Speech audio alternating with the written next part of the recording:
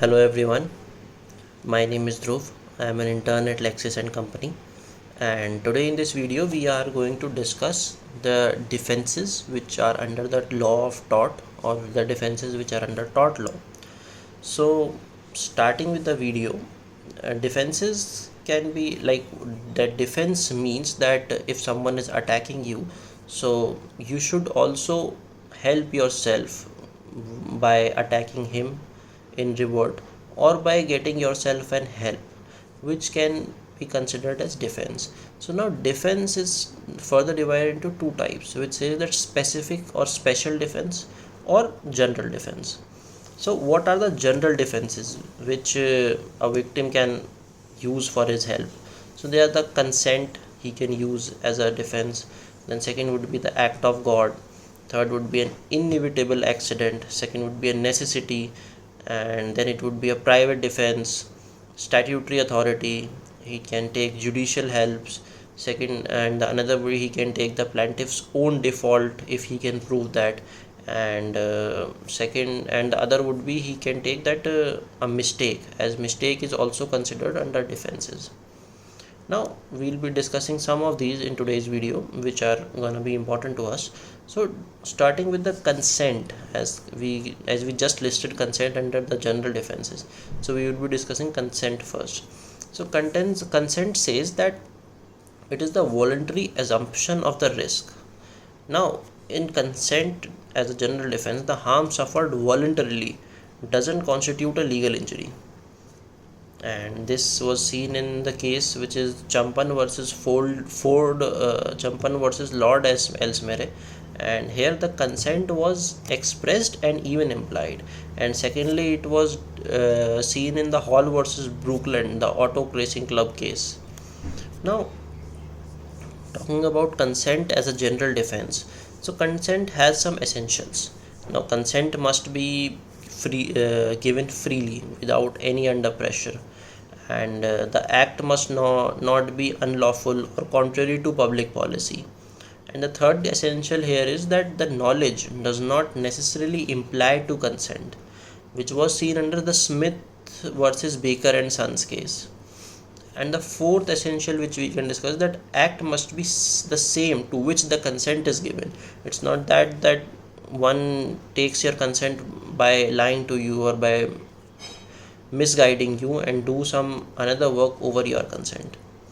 Now talking about the essentials as we did just now, it also has some limitations, which we can say as that there should be no consent, no defense, and secondly the breach of the statutory duty, and third would be the rescue cases. So we can say here that when a new actor who breaks the chain of cause and effect of the negligent act, this can be considered. This is even a Latin maxim also, which says that novus actus intervenes, and as I just told you the meaning right now. So we can these were some limitations which were recognized under the Haynes versus Harwood case, Hyatt versus Grant Western Railway. These were the things. Now talking about our second general defense, which is act of God. So it is also known as vis major.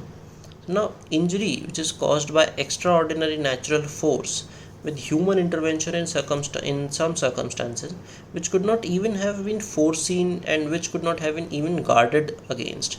For example, we can say that falling of a tree, flash of a lightning, earthquake, floods, storms, etc. These are all in the act of gods, and a human being does not have any interference to it. So talking about the essentials of act of God's general defense, it says that the event should be a result of natural forces. As we all know that storms, floods, one human cannot initiate a flood or a storm. These are all the natural forces. The second point would be that it should be of the extraordinary nature. The third would be that it could not be anticipated or guarded against. And the fourth would be that it should not be connected with the agency of a man. Now, act of God is a question of fact actually. As we discussed in some of the Indian cases, it was said that the Kalulal versus Hemchandra. Saraswati Parabhai versus Grid Corporation of Odisha and others. And the third would be the Sri Ram Education Trust versus Meetaben Anilba. These were some cases of act of God. Now we would be discussing our third general defense, which is inevitable accidents. Now, an accident which is physically unavoidable. Let's say that people must guard against reasonable probabilities, but they are not bound to guard against fantastic probabilities. If you don't know about anything, you cannot avoid that thing, which does not mean that absolutely unevitable but unavoidable. This phrase has been said by the famous jurist Pollock. Now, in about inevitable accident also, there are some cases which are Brown versus Kendall, Holmes versus Mather, Stanley versus Powell. So, and further, inevitable accidents also have some limitations, as everything has its limitations and its pros. So, discussing about the limitations, first of all, negligence, and the second would be the absolute liability, and strict liability would be applying here. So here in this case, the absolute and the strict liability is obviously a limitation only. It's not a, we cannot use benefit of it.